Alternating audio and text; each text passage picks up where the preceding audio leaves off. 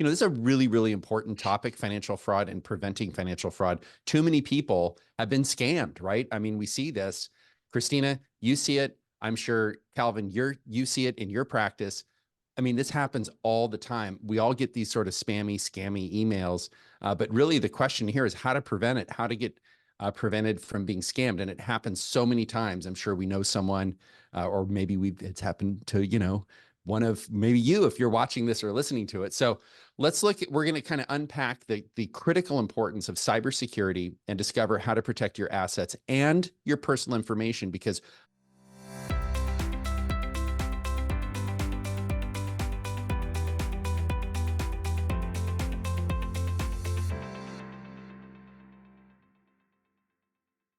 probably, Calvin, I don't know, is personal information as valuable as the asset? I think those are two valuable pieces of property, if you will. I'm Jim Cunningham. I'm the partner. I'm a partner at Cunningham Legal. I have over 25 years experience as a lawyer. We have offices throughout California. I'm a certified specialist in estate planning, trust and probate law, real estate broker, securities, and insurance licensed, as well as a pilot. These are the lawyers. If you're watching us on video, these are the lawyers at our firm. We focus on all things high net worth clients. So if you're if somebody of means or the mass affluent, then these are many of the clients that we serve. So we handle trust and estate matters as well as real estate matters for families. And this is the certified financial planning team at Ascent Wealth Management. We have Christina joining us today, and her partners, Alyssa, Shannon, and John, are not here, but they are active in the business. And we have Horizon Investments. We have Calvin, who is the Chief Technology and Operations Officer of Horizon Investments.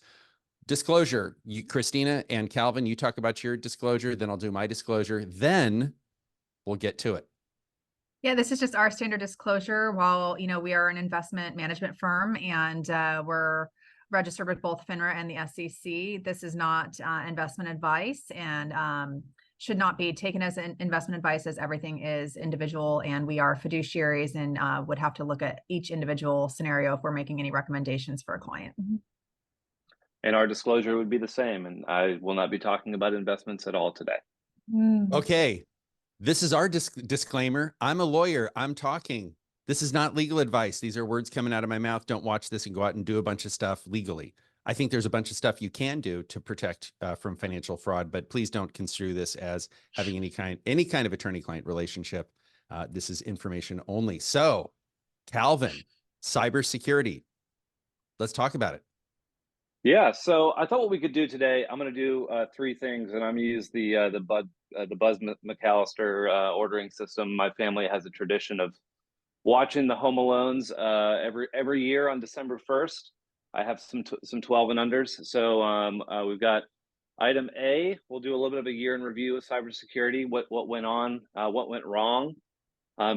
Two, we'll talk about sort of the anatomy of what happens with a hack in modern times.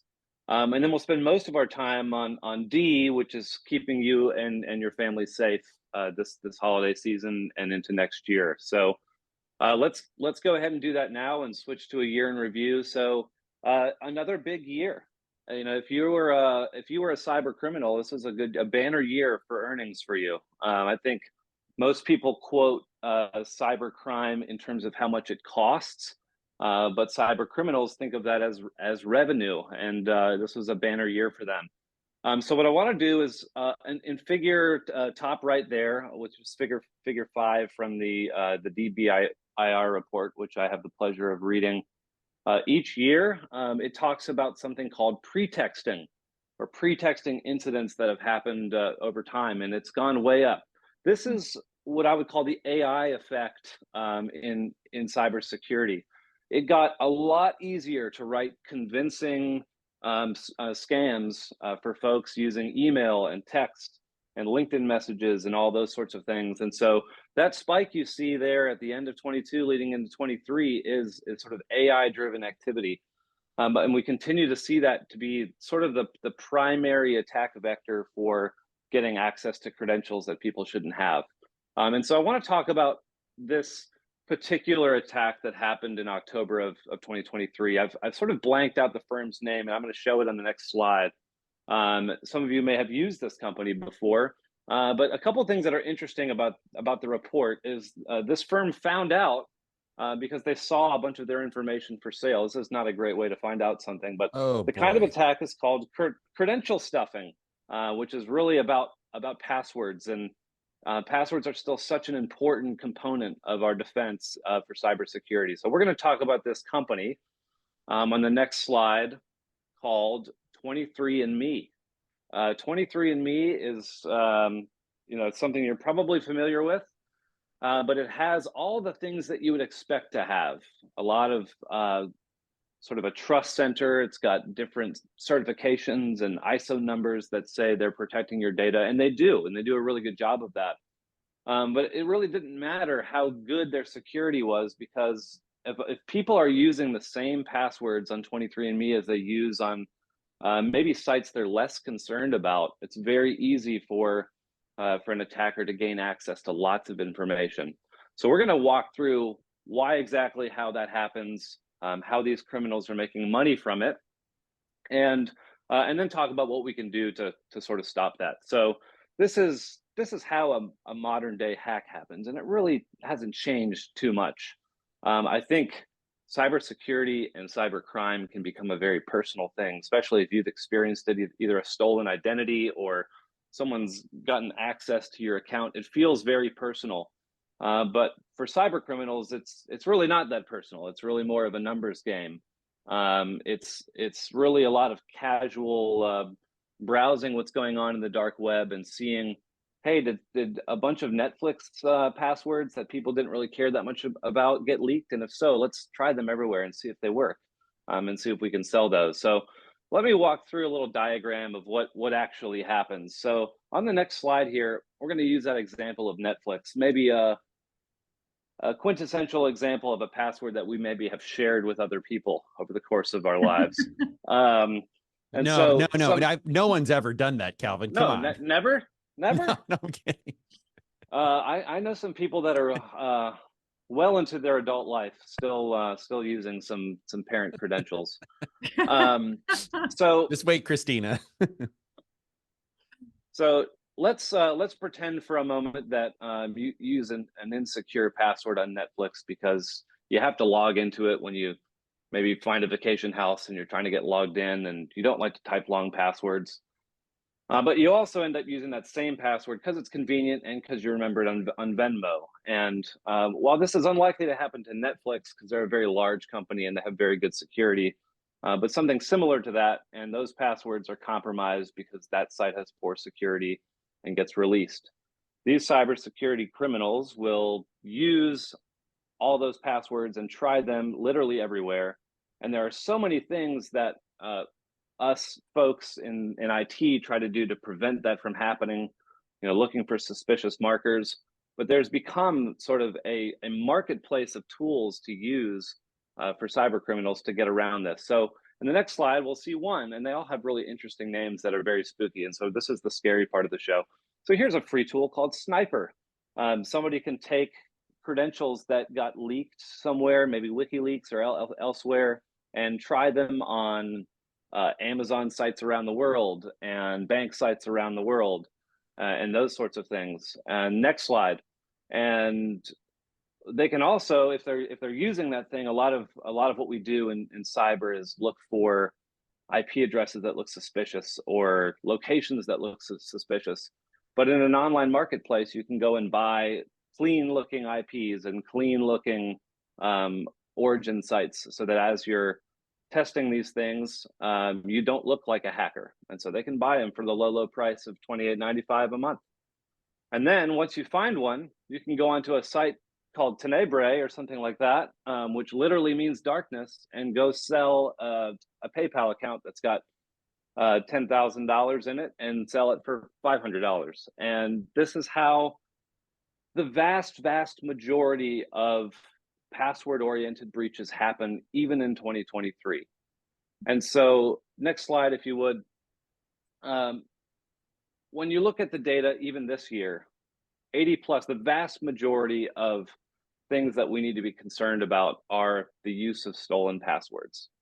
And if you've had any cybersecurity training or had anybody sort of try to assist you in being more safe online, that may be the first thing that they go to. I live on the East Coast, and in 2021, one of these hit home for all of us. A compromised set of credentials was used to cripple Colonial Pipeline, and we all got stuck at gas lines for about a month. And so that was a real wake-up call for lots of people. And we need to do something about this. And the best thing that we can do is, unfortunately, the hard thing. So next slide, please. The way we prevent our Netflix password from being our Venmo password is to use a different password on every single site that we have, every single one. And that is, that's a lot. I think I may have 175 different online sites that I have to go to for work, for personal, for banks. And it's a lot. And each one of them has to be distinct. The other thing is these passwords need to be very, very long. Like, as long as they're allowed to be, they should be that long. And then wherever you can, turn on multi-factor authentication. Those would be those text codes you get, or an authenticator type app. And so as a society, let's see how we're doing with those things. And so here are some stats from this year in 2023 on the next slide here that show how we're doing as a society. And I think we can all find maybe one of these rows that feel like they're speaking to us individually. Over half of the population use public information about themselves and their passwords. That's very, very easy for folks to spoof.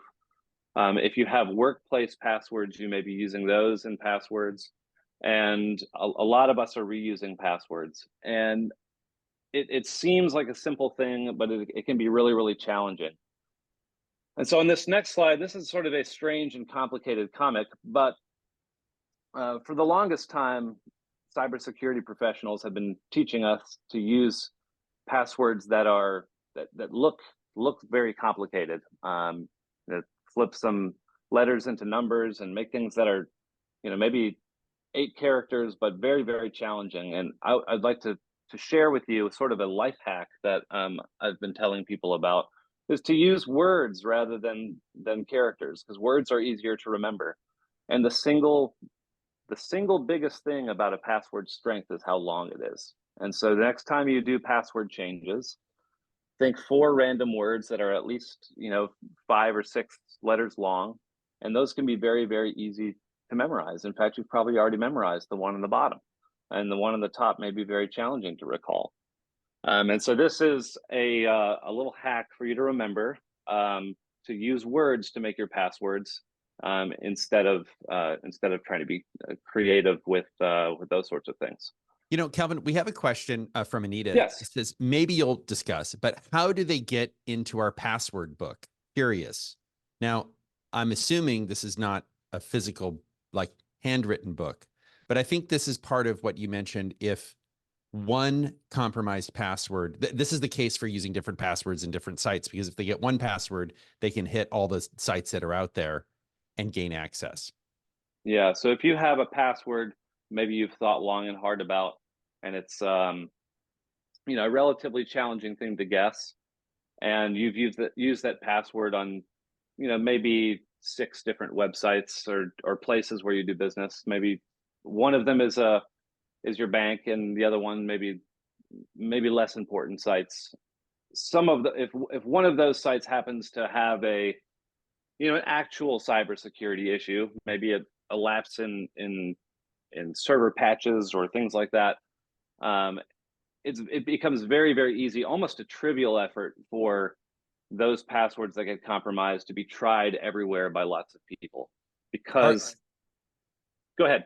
All right. So this is where, if you're watching this, I suppose if you're listening to it, you can watch it. But if you're watching this, you'll want to get out your smartphone, because there's a QR code here. And so you want to get that out. And then maybe you can talk a little bit about how to stay safe. What can we do? And, as you're talking with the long password with the weird numbers, I have Google, I have a Gmail account that's a personal account. When you use the auto-generated on Google password, how safe is that? Because Google has it. Could Google be hacked? Google could be hacked, though I imagine that would be on the more unlikely list of things. And the password manager you have for Google in the browser actually belongs on your desktop, and those passwords don't get shipped out to them in their raw form. And so a good point is that it really can become quite impossible to remember passwords. And I'll be the first to admit, I think I maybe know maybe 2 of my passwords. Of the 170 I have, I think I maybe know 2. And because I am a huge proponent of password managers, and I get asked this all the time, well, can't password managers be hacked? And in fact, we saw an issue with one of them a few years ago with LastPass. Even though the actual passwords weren't leaked, they did have some cyber trouble. But I think there is, with all things, we have to weigh things in the balance. The chance of you having a password issue because your passwords are not unique is much higher than the likelihood of a good password manager to be breached. And so my favorite is one called 1Password. If you are in the Apple ecosystem or use an iPhone, that QR code on the left will take you to their app there. If you're an Android person, the one on the right. And this is a tool that you can install on your phone and in your browser and on your desktop computer. And you can put all sorts of things, primarily passwords, but also secure notes and those sorts of things. And there are ways to share passwords temporarily with family members. There's lots of good tools for generating strong passwords. There are also alerts built in to know that if a particular vendor you're using has been hacked, it will give you alerts to change those passwords. And it's a really good way to stay safe and have a place that is locally encrypted and then backed by a very strong firm that does a really good job with their cyber stuff to really keep you safe and not have to really stress about knowing these passwords. I think a lot of the pain is up front because it requires you to sort of go in and change passwords. But it really can be a lifesaver. I don't know how many hours I've saved by having a password manager over the last 10 years, but it's probably into the days at this point. And so I would strongly recommend a password manager like 1Password. All right, And I'm not being paid by 1Password. Walter has a question. Walter has a question. Along with a password, don't you also need a username? How do they get that? Great question. Great question. Yeah. So oftentimes in sort of modern web applications, passwords and usernames are stored usually in the same spot for simple web applications. And oftentimes usernames are email addresses. Usually they're email addresses these days because those are needed for things like password resets and communication from that vendor to you. So much care is taken to safeguard passwords, much less care is taken to safeguard usernames in modern systems because they're required to be in plain text because we're typing them into to login forms and those sorts of things. So often they're co-located. And so when credentials are leaked, credentials would include things like your username and email if they're separate, and the password that goes along with them. And then Anita asks, if you can, will you share how protected from scammers emails may be if encrypted? So if you can, share how protected from scammers. I can't read this without my glasses. I'm trying to squint. Will you share how protected from scammers emails may be if encrypted? So if an email is encrypted, I think I understand the question, not necessarily an attachment, but the email itself. Yeah, I think there are a variety of ways that emails can be protected. A lot of it depends on who is providing the email service to you. If it's a work email, that's a great question for your IT administrator at work. If you're looking for really good encryption on emails that are maybe personal, things like Proton Mail is one of a personal favorite of mine. They do a lot of good encryption work. And they are really pretty good. I mean, encryption in email really is done where the email providing firm will use bank grade encryption to completely obscure the contents of the message in a way that is very difficult to break. I think the majority of the value of sort of looking for emails for hackers is if it's encrypted, there's not enough value in a single email for them to try to spend the time and computational power to break that encryption. They would much rather break the encryption to find out a way to get money, and not information from a single email. So those tend to be very secure because the value of an individual email is pretty small. And Calvin, I'm going to go back to the password manager. Is that one that can be shared with a spouse or a successor trustee or someone that, you know, is other than yourself, so that if something were to happen to you, you know, someone can get into a financial account like a spouse or something? 100%. And that's one of the values of some of the better ones of these. 1Password is certainly one of those. When you're setting that up, you can generate something called an emergency kit, which I've shown on here. My emergency kit is in a vault at my brother's house. He's got a little safe over there, so that's where he keeps it. I think a lot of folks have sort of handed these to the executors of their estates too, to have in sort of a safe and more analog place, like a fireproof box, that sort of thing. For more ready access, such as like a spouse or folks on a work team, they do have team plans where you can share credentials for things like, you know, we both want to log into the bank and use the same account, or we're both logging into our financial planning view or something like that.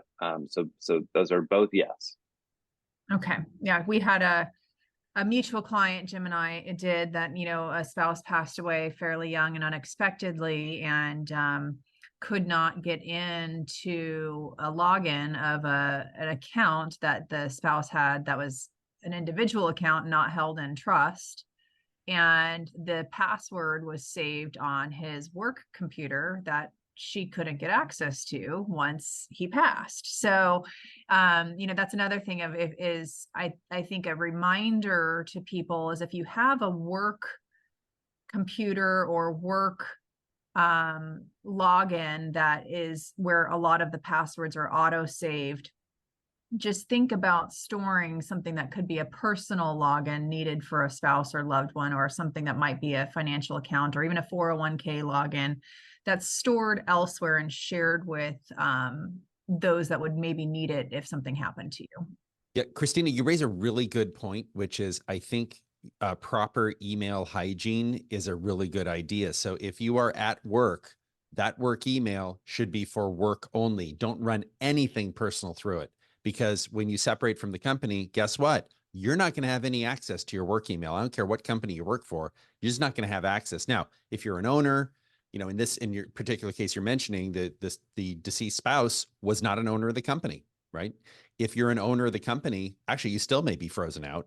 But that surviving spouse or significant other or child or whatever it is, most likely, I mean, I think the operating assumption is they would not have access, the deceased or incapacitated person would not have access to the email account. That's why it's a good idea to do your Proton Mail or your Gmail or whatever it is for your personal. And also, if you're thinking about retiring and you have a business, let's say maybe you've got 5 years to retire, just start thinking about getting your own personal email and moving all your personal stuff off your work email. I started doing that about 10 years ago, just because, you know, I had like one email account. Well, that doesn't make sense, right? It makes sense to put the personal stuff on personal and the business on business. I mean, how many email accounts can a person have?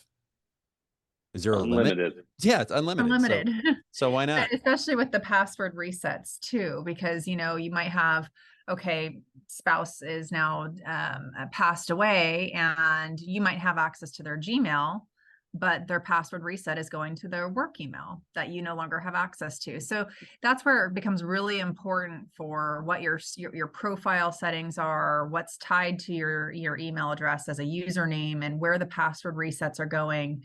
And is that something, if your loved one that you needed to have access, whether it be a parent, whether it be a spouse, you know, if those password resets are going to a work email that you can't get access to, it becomes very difficult to get access to what you need to. Rajiv makes a point. And one of the great things about doing these webinars when we're doing them live, and if you're watching this on YouTube, it's on YouTube, it's obviously not live, but one of the great things about watching this live is you can comment and you can participate. And we have a great variety of clients. We happen to have a lot of tech clients where I live in Northern California. I happen to be in our San Rafael office today.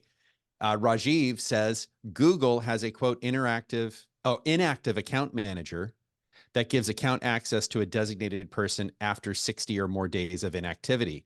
That's a great idea. So if you have a Gmail account, probably should check that out and have an inactive account manager. So if you have a stroke or pass away or somehow are unable to access your account, then that third party can access your Gmail account. And there's a lot of good stuff in Gmail. You know, Google's got a whole platform of documents, photos, the whole 9 yards. And it's really important because when people pass away, you know, think about this.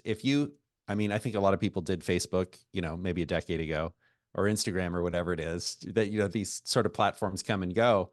But, you know, that's kind of a cool thing to have, and it's a cool legacy. So this digital legacy that you may have, take care of it, because you don't own that data. So when you sign that end user license agreement, or that, yes, I agree, you know, you're not the one owning that data in many, many instances. So it's very important to pay attention to that. And that could be a very valuable asset, quite frankly, for your family, whether it's monetary or not. But Rajiv, thank you for that comment. That's very, very Yeah, that's a great comment. Yeah, just definitely think of it sort of like a digital beneficiary. Just sort of, yeah.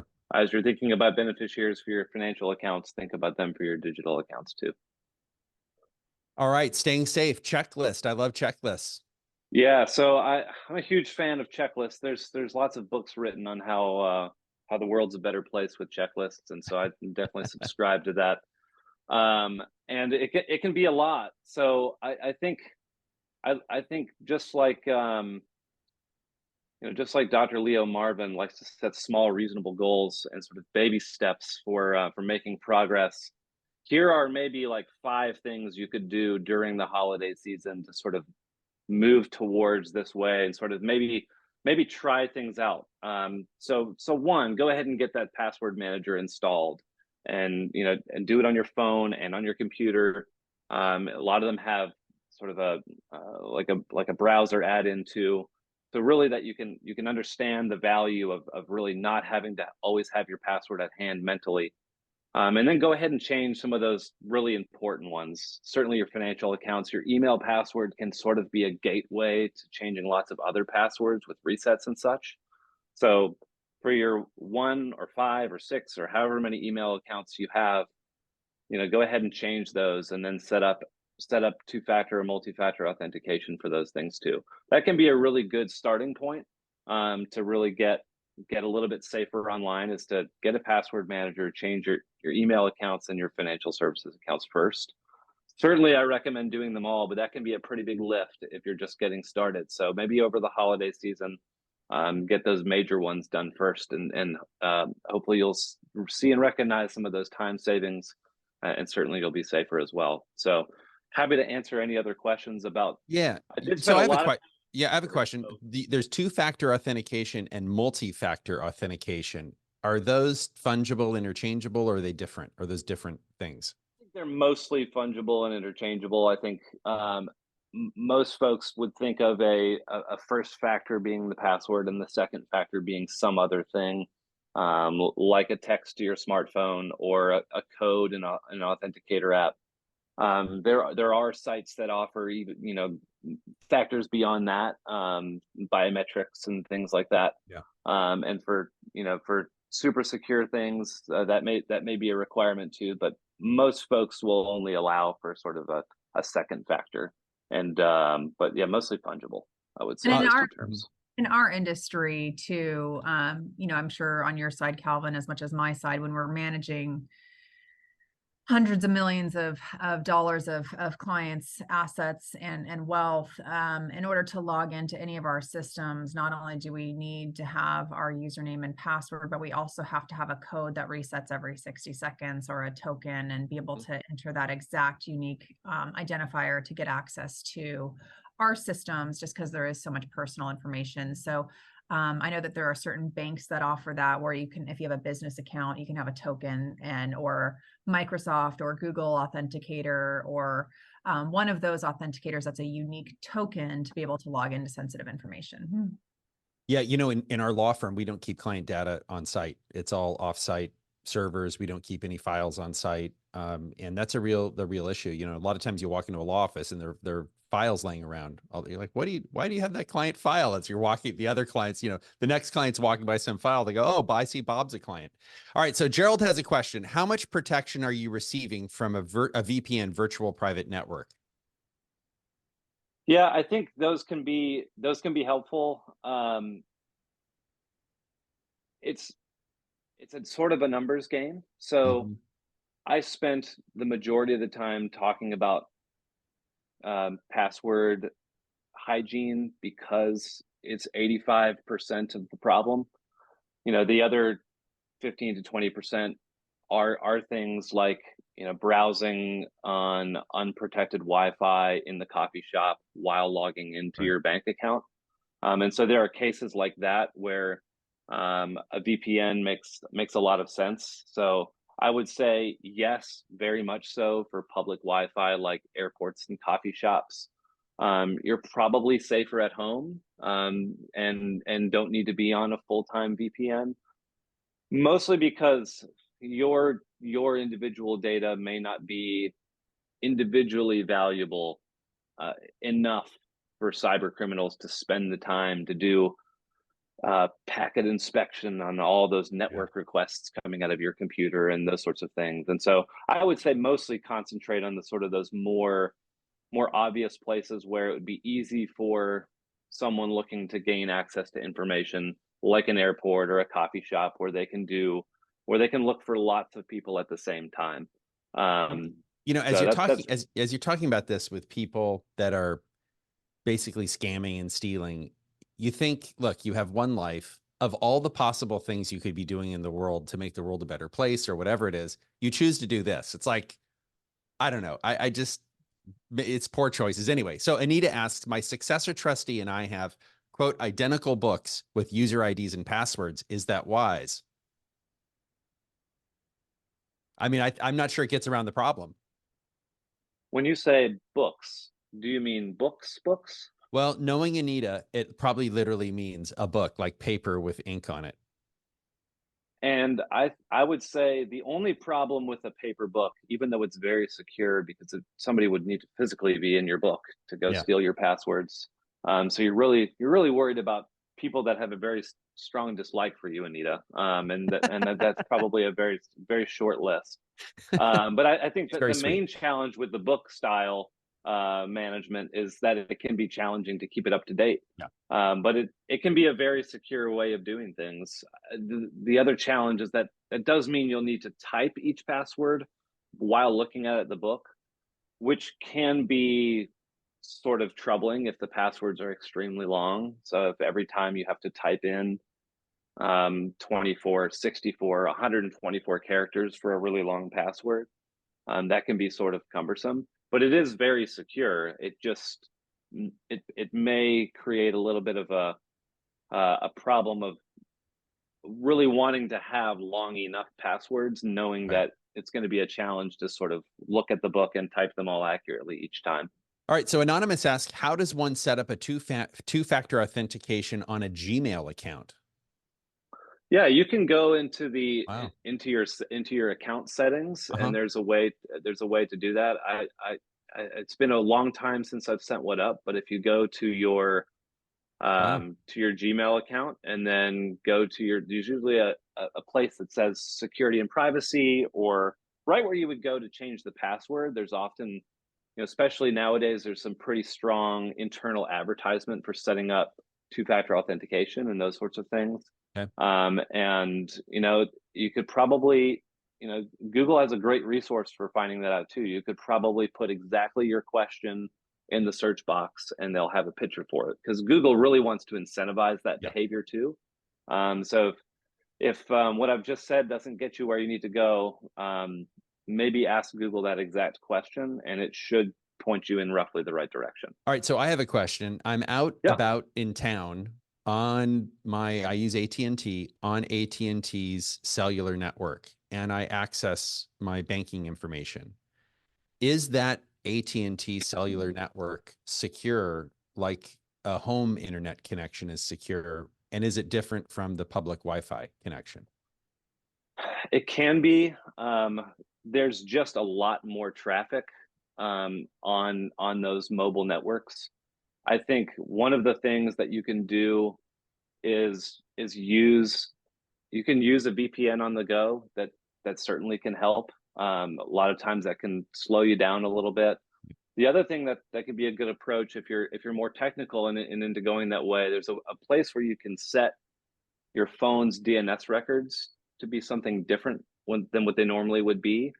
And there's some companies that are doing really good work on that front. Cloudflare is one of them, and OpenDNS is another, where they've set sort of DNS records to really have some built-in malware and snooping protection. And if you're interested, I'll say those, and hopefully this will come out in the blog, but Cloudflare has some where you can set the DNS to 1.1.1.3 and 1.0.0.3. And if you set that up on your phone, that gives you another layer of protection, and you can do that on your home router as well. It prevents all sorts of bad stuff from happening, snooping and malware and those sorts of things. So that's a little bit of maybe a technical answer. Yeah. But certainly VPNs can always be helpful. I think your risk is a little bit higher on public Wi-Fi because of the way Wi-Fi works. And those big networks like Verizon and AT&T and others, T-Mobile, have done a really good job of sort of mitigating that type of activity. But you're certainly, if you're nervous about it, or you're on there a lot as sort of like your primary way of doing sort of networked activity, a VPN is never a bad answer. So And Rajiv, then one of the things too, I would say, is if you're like at a coffee shop and you're needing to access something personal versus getting on the Wi-Fi, you'd probably be safer to create your own hotspot with your own phone that's password protected versus getting on a public Wi-Fi. If you have good cell signal using your own personal phone. And the other thing while we're talking about airports is, some of those plugins, unless you're using your own plug to charge, some of those, chargers that are like the charge station here have been used to get information off of your phone. So just like little things that you just kind of want to make sure that you're using wise decisions, not using any other chargers, not using public Wi-Fi. And one of the things that it's an interesting, I think there's a couple of slides I wanted to make sure that I spoke about, but Zelle is how one of our clients did get, so I wanted to speak about this because there's two that have been kind of known this year. I know Calvin talked about 23andMe, examples there, but Zelle is something that is not, it's a third-party service. And there's a lot of companies that pretend to be Zelle or ask for information, and it looks as if it's coming from your bank. And Zelle is not something that is run by your bank. So Zelle is a service offered through credit unions, banks, and a way to move money outside of bill pay. And a lot of people think, oh, well, it's just, if I'm signing up for Zelle through Wells Fargo or Chase, it's offered through my bank. And that's not the case. And that's how one of our clients got hacked, was through Zelle trying to grab information as if it was coming from their bank. And they went so far as to grab the client's cell phone number and change, like through a routing, whoever was calling that cell phone as was actually calling the scammer. And so the client even had to change their cell phone number. So, one thing can lead to another if you're dealing with sophisticated scammers. And so that's really where, even if someone's saying, verify if this is you for a charge, I would rather you call the number that's on the back of your credit card and, actually call the credit card versus answering anything that's pushed as information to you. Yeah, I got an email from some security. I can't remember what it was from, thinking it might be a scam. No, I think it was AARP. So this is what happens, Christina, when you turn 50, you join AARP. You'll get there one day. So so will you, Calvin. But there's the grandparent scam. It's like, a grandparent gets a text saying, oh, this is Johnny, your grandson, and I'm in jail, and don't tell mom and dad, and wire $1,000. It's like, oh, come on. All right. Rajiv makes a point. Some email providers also provide a hardware security key to further secure your email account. If you log in from an unfamiliar computer, it requires the hardware key to authenticate your access. Very important. Thank you for that. D asks, are apps for banks or other things safer than using the browser on your smartphone or tablet, or no difference? Interesting question. Any thoughts on that, Calvin? Same, different? Yeah, I think I mean, actually, that's a good question. Are apps inherently more secure than going through a browser? No, not technically. I think it really comes down to the details of the app maker and the creator of the website. Both of them have can have similar imperfections. Lots of apps are really just shells around the browser anyway. So I think the distinction is less about is it an app or am I running a sort of a mobile friendly version of the thing. There are cases where some things that you're trying to do can't be done in the app or can't be done right in the browser. But from a security standpoint, it really comes down to the quality of the manufacturing of the application and the quality of the manufacturing of the web application. And those will vary substantially. Now, certainly I can imagine that smaller credit unions, which may not have the budget to build a really high quality app, may have more security flaws per unit than, say, a Wells Fargo app or a Chase app or something like that. And Calvin, I'm not disparaging a credit union at no. all. Just saying. I have a smaller regional bank that was absorbed into a national bank, and I noticed the quality of the app was much better. I mean, it was just it's obvious they put the resources into it. I mean, I guess maybe that's the use case for having a more national bank for some of these things, but who knows? All right, Anita has a question. If we have an account that does not offer two-factor authentication or multi-factor authentication, can we request it from them? Or is it, if not available, is there something you can do to manufacture your own two-factor authentication? Or do most offer it? Is there an email confirmation? What are you seeing in the landscape? Yeah, I think most websites that have financial information inside them or truly personally identifiable information, PII, inside them have two-factor authentication or should. And if they don't, and it's a vendor you have some flexibility around using, you could certainly choose to use someone who does. The best defense if a second factor is not available is to have a really, really strong password, as long as they'll let you. And some of them will let you go very, very long, 128, Whoa. 256, really almost a security key kind of length of password. And if you do see any like security or websites that are protecting secure information that should be high security, and they don't allow you to have longer than, say, a 12-digit password, please pass their name along to me, and I will go after them personally. Oh, be careful! You might get a lot of people reaching out to you. D asks a great question, and I'm gonna read the question, give you a quick comment, and then let you answer. D asks, are there any risks to having your Bluetooth turned on with your smartphone in public? One of our clients, who is Indian American, sort of born and raised, went to school in India, now lives in the Bay Area, back in India, got his iPhone in India. And when you open an iPhone in India and you start it, it asks you, do you want us to record all of your calls? Yes or no, which is illegal in the United States, apparently. But his point, and he's in the tech space, he goes, I figure everything's getting recorded anyway. So that being said, is there any danger in leaving your Bluetooth on or leaving like Siri activated? I think the thing I see the most in the category of those things is people leaving AirPlay on, or leaving on, I'm spacing on the name, AirDrop is a thing that gets left on iPhone a fair amount. And so you see some folks that have AirDrop turned on and sort of listening for everyone, so that if someone has, say, a piece of malicious software that would run on an iPhone or the Android equivalent, that they could, in, say, an airport lobby, say, I want to AirDrop this, and they'll get a list of everybody who's near them with Bluetooth on that has AirDrop turned on, and they will drop them a file. And normally when people see you know, hey, so and so is airdropping you a file, the thumb instinct is to say yes before we even really think about it. Right. And so it really doesn't make sense to have the Bluetooth turned on unless you're using it.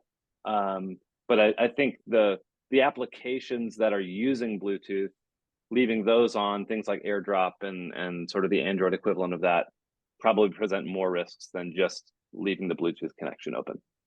So fun fact about Bluetooth, it was a person, and the symbol of Bluetooth is like Viking script for BT. Anyway, Bluetooth. All right. Anonymous asks, this is kind of funny. For 2 days now, I've received hundreds of undeliverable or postmaster emails in mostly French. What's going on? I would say maybe you got a free trip to Paris coming up. That sounds or West like Africa, or West Africa, one of the two, or Haiti. Any sounds thoughts? like What do you someone's do with trying that? it sounds like someone's trying to get through to you. Yeah.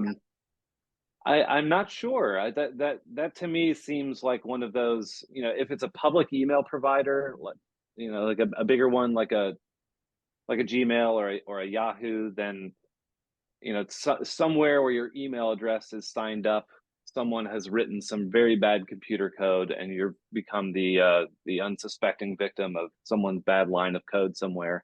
If Oh, it's something like a work email, that's certainly something to talk to your IT administrator about. Sometimes things like blacklists and whitelists can generate a lot of extra traffic like that. That's the best I can come up with sight unseen. One of the Uh, other things I yeah. wanted to mention is a company called Move It. And I'm assuming you've heard of them, Calvin, but Move It was used for, there's been a lot of consolidation, acquisitions, mergers, US Bank, Union Bank, where Move It was used as a third party to help these financial institutions merge data. And Move It got hacked and had a breach. And it seems like they've been able to identify what particular clients have been hacked, but everywhere from life insurance companies to financial institutions to banks have, a lot of them have used Move It. So if you got one of those notifications, if you go back to the previous slide, Jim, one of the things that I encourage people to do, because what you might hear from a Move It or a company that sends you a letter and says, hey, your data was subject to a hack, you know, meaning that that institution is what got hacked, and your information may or may not have been something that the scammer or hacker is going to use, but it's out there. It's out there in the ether, and it could have had exposure to where your social, your email, your date of birth, your phone number, something identifiable is out there.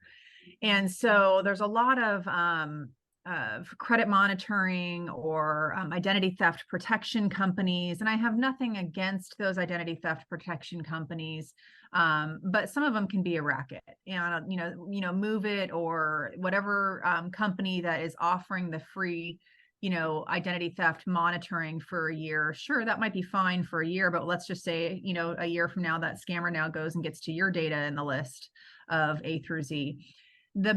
My opinion, this is the best way to protect your data is, aside from everything else we've talked about, from any accounts getting opened in your name, is to put a credit block with the credit bureaus. So there's 3 main credit bureaus: TransUnion, Equifax, and Experian.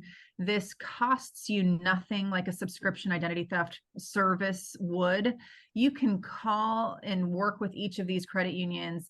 They're going to go through the list of identifying information, but you can put a block to where any account, whether it be a line of credit, a credit check, if you're buying a car, if you're opening an investment account, a bank account, you'd have to call and unfreeze that block for 24 hours so that the account or credit report that you need run to buy a car or a home gets run. Then you place the block back on so that no one can do a credit check, open any form of an account. This is free, and in my opinion, one of the best forms of protection. So I just wanted to throw that out there. Well, that's great, Christina. Anita says, I had a client that emailed a confidential document to my cell phone, and the document got hacked and spread. I canceled the account, but how did that happen? you know, who knows? I mean, Within emailing earshot. documents, Yeah. I will say when we email confidential client information, we use share file. That's just, we do not email attachments. When you send an email, it goes to a gazillion servers. That document might have been emailed from an email to your cell phone number. That's also possible. What is, Anonymous asks, what is DSM? Calvin, briefly explain what that is and what's this 1.1.1.3 and how do you enter that? Just unpack that a little bit. Yeah, so anytime you browse the internet and you type in something like google.com or cunninghamlegal.com or anything like that, there is a system of record that says that name belongs to this server, this numerical address that represents something that's going to come back from that. So that's called a domain name system or a domain name service. So that's DNS. In your phone, you have a spot that you can go. If you go into the settings in iPhone, you type in DNS, you'll see a spot where you can set that. And usually there's a primary and a secondary. So we'll try the first one, and if it doesn't work, we'll fail over to the second one. You can do that also in your home router. So if you have a home router, you can go and do the same sorts of things that you would do when you set up the Wi-Fi name in your home. Or if you had someone set that up for you, you could give them that instruction. I'd like the DNS of my home to be set to these two numbers. And 1.1.1.3 is a computer location simply, but it's provided by a firm called Cloudflare, which is a very reputable firm that's trying to do a really good job of sanitizing the internet, making it faster, making it more safe. But they've provided a handful of these DNS servers to control what you can and can't browse to. So 1.1.1.3 and 1.0.0.3 does a bunch of things with blocking malware and blocking the dark web, and it can do things like blocking adult content and other things like that that you may not want on your phone or in your home or anything like that. And so those DNS servers can be a really helpful way to sort of create a very sanitary sort of way to use the internet both on your phone and your home. Well, that's great information, Calvin. Thank you for that. Rajiv has posted a story about SIM swapping. We'll go ahead and Ashley, you can put that in the sort of the show notes, the link, and then D says the thumb instinct. D makes the comment, don't be thumb dumb, think first. Hope I said that. Don't be thumb dumb, think first. And then can we post the numbers for the credit unions in the chat? I think we'll put those up, Ashley, if you can put those up in the notes on when this goes live later today, probably 6 p.m. Pacific time. If you're watching this on YouTube, please click subscribe. We really appreciate you, all your subscribers. We recently passed 10,000 subscribers, which is super exciting. Our offices are located in California, in Northern and Southern California, and we do help clients in other parts of the United States. We have relationships with many lawyers in many states. And so we, if you own, especially if you own real property in California, a lot of people watch this, they go, yeah, I live in Massachusetts and I've got property in California. Your Massachusetts attorney is probably going to tell you, you really need a California lawyer involved in that estate planning for your California property to preserve Prop 13. So next week, we have good trust versus bad trust, how to tell the difference. I'm going to be presenting on how do you know if a trust is good or bad. And this is going to be a fair amount of humor on this one, getting ready for it. It's going to be pretty funny because some pretty bad examples out there. Kind of basic things, little teaser. It's a bad trust if it's not signed.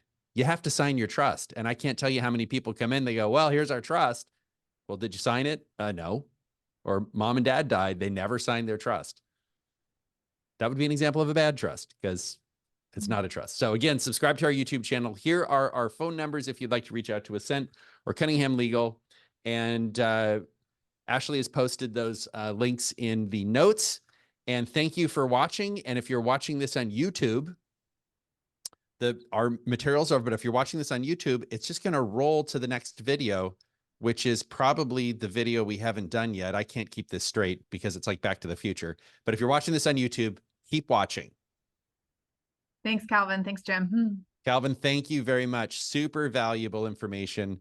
And Rajiv says, thank you very much for your seminars. They're awesome public service and do honor to your law firm. Well, thank you, Rajiv. Thank you for the kind words. I'll tell you, this is the highlight of my week getting to do this. So I love talking. What can I say? All right. Thanks, Christina. Thanks, Calvin. Thanks. See ya. Thanks for having me. All right, bye-bye. Bye.